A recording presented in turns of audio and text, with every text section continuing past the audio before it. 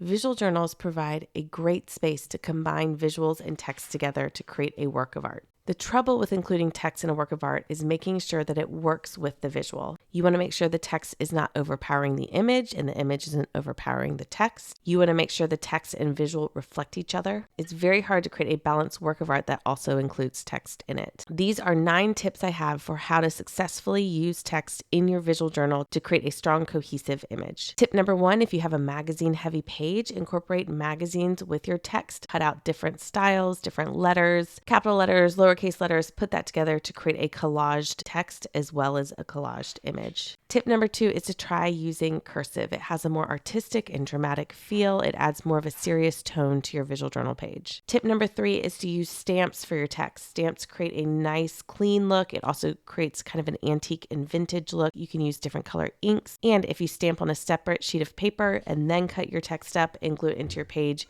you're making sure you're spelling everything correctly and your stamps are stamping neatly. I always misspell words, so if I ever try to stamp a word directly in my book, I'm being very risky. I prefer to do it on a separate sheet of paper and then glue it into my book. Tip number 4 is to use interesting font that you either find online on your computer, print out your words, or trace text to use in your page. You want your text to look very clean and well thought out, and a great way to achieve that is by printing out your text and really thinking about the font style. Tip number 5 is to use the text already in your book pages to create your page. You can use Sharpie to black out lines and highlight words in the background of your book page. Tip number 6 is to let your text flow around the image that you created. Let the image be the focal point, and then your eye will go to that text that's kind of outlining that image. This is also a great way to give a more artistic feel to your text and really make it feel cohesive with your image. Tip number 7 is to create a space for your text. You could do this using masking tape, ripped up book pages, leaving a gap between your image when you glue it down in your book page. Create a dedicated space for your text to go, and it will feel like it belongs there. Tip number 8 has you creating a tape transfer of text to use in your book page. What I mean by that is you can use clear packaging tape, place it on top of words in book pages or magazines or laser printed text, and you can press that down on your text, flip it over, rub the back, wet the back of it, peel the paper off, and then you have a transparent background, but your text is still stuck to the packaging tape. You can also put packaging tape on old book pages or newspaper, peel it up, and it will create a really interesting text layered look. Tip number 9 is to use your text to fill up space in your background. Elongate your letters, smush your letters, really make it feel like it's part of the image. It's not just spelling out a word or a phrase, it has become a piece of the image. I hope these 9 tips give you some ideas for different ways you can incorporate text into your visual journal. Make a page this week, this weekend, today. Have fun and happy visual journaling.